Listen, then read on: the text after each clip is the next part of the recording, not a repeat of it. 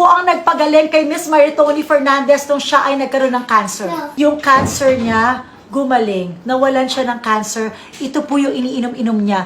Amazing pure organic barley. This is super duper amazing po talaga. This is really the best barley that you can buy.